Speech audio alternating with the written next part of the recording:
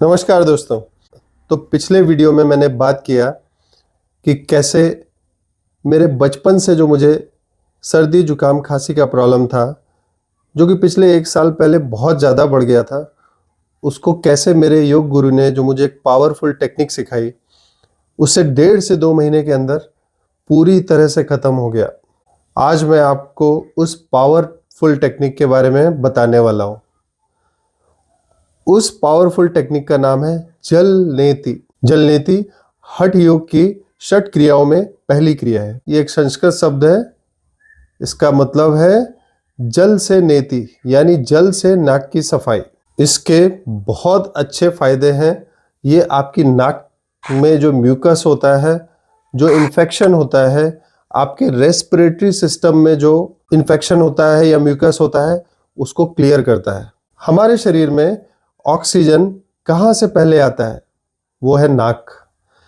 और अगर नाक में इन्फेक्शन रहता है, नाक बंद रहती है, तो ऑक्सीजन हमारे शरीर में पूरी तरह से पहुंच नहीं पाती है और इस तरह से ब्रेन में भी नहीं पहुंच पाती। तो जब ऑक्सीजन हमारे शरीर और ब्रेन में नहीं पहुंच पाती है, तो इसीलिए आपने देखा होगा कि जब हमें कोल्ड हो जाता है, हमारी नाक बंद होती है, तो हमें सर भारी लगता है, सिर दर्द होता है, कुछ हमें करने का मन नहीं होता है, दिमाग ऐसा बंद सा रहता है और बहुत आलस सा रहता है।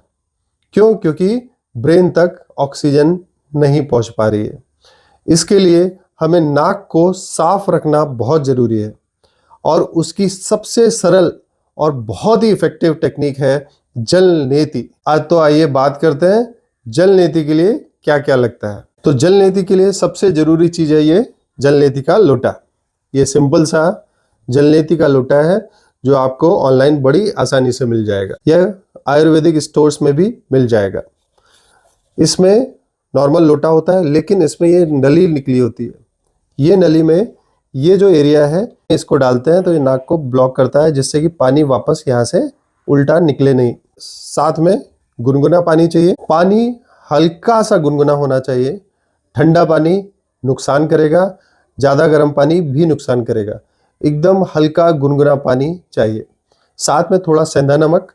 सेंधा नमक हमारी नाक के अंदर के बैक्टीरियल इन्फेक्शन को कम करने में बहुत हेल्प करता है और साथ में म्यूकस को क्लियर करने में बहुत हेल्प करता है। जल नेति में कुछ चीज़ों की विशेष सावधानी रखने की आवश्यकता है, तो इसको आप आसानी से कर पाएंगे। पहला, ये जो लोटा है, इसमें शार्प एजेस इस एरिया में नहीं होना चाहिए, नहीं तो आपको ये डैमेज करेगा। दूसरा, जिनके नाक की सर्जरी रिसेंटली हो गई है, उनको ये नहीं करना चाहिए। नाक से अगर ब्लीडिंग होती है तो नहीं करना चाहिए। साथ में अगर कान में इन्फेक्शन है तो भी आपको नहीं करना चाहिए। जल नेति करने में अगर आपको दिक्कत आ रही है तो एक एक्सपर्ट के साथ करेंगे तो ये आपके लिए ज़्यादा अच्छा होगा। इसमें जो पानी इस्तेमाल करें वो पानी एकदम साफ होना चाहिए।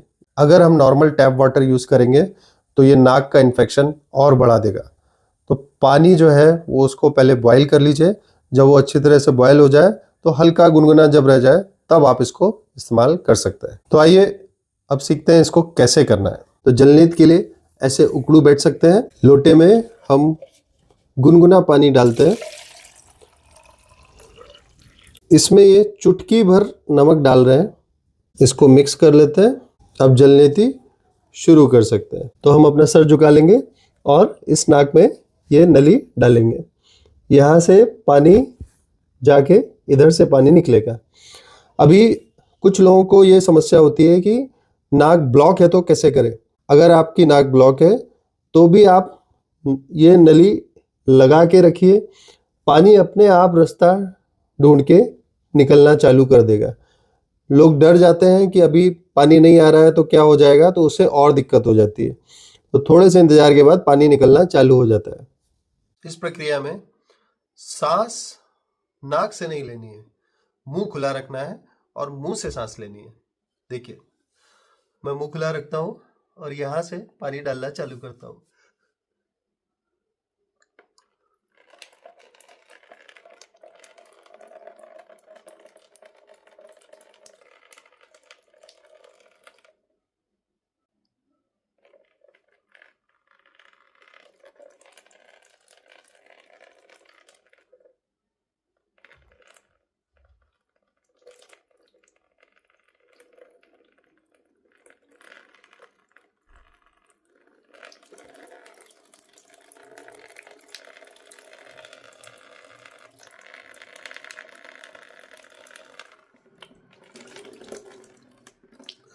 इसी तरह दूसरी नाक से करना है।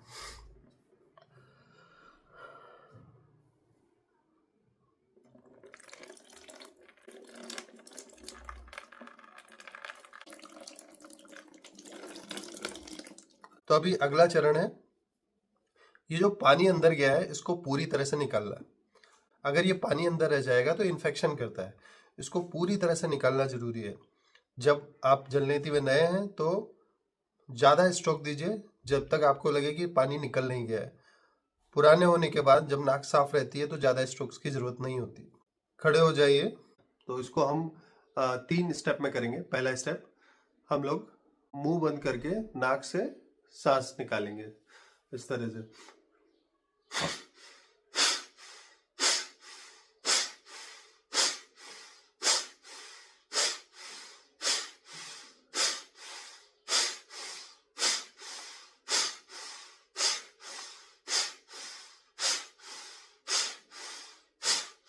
ऐसे करीब 100 स्ट्रोक लेने के बाद अगला चरण है, मुंह से सांस लेंगे और नाक से छोड़ेंगे इस तरह से।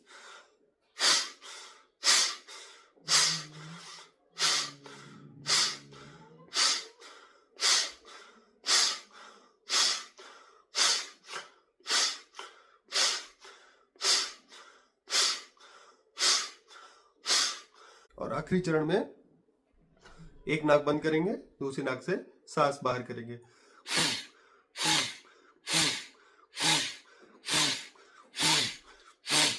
इसी तरह दूसरी नाक से।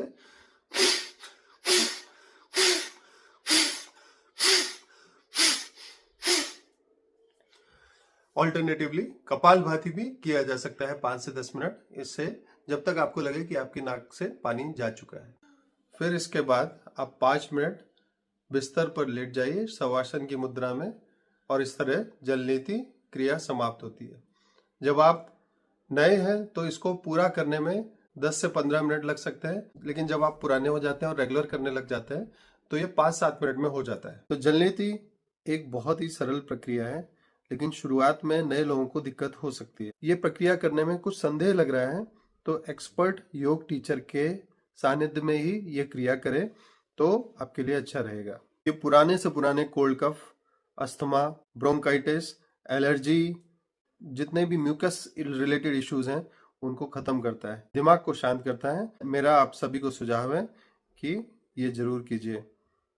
अगर आपको पुराना जुकाम खांसी है तो इसको प्रतिदिन कीजिए, दिन में 1 बार। इसको सुबह खाली पेट करना जरूरी है। जब पेट भरा हो तो ये प्रक्रिया नहीं करना चाहिए।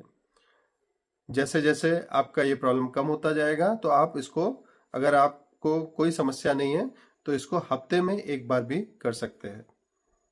अगर आपका कोई डाउट है, कोई शंका है तो कृपया कमेंट्स में लिखिए, मैं उसको जरूर आंसर करूंगा। Thank you.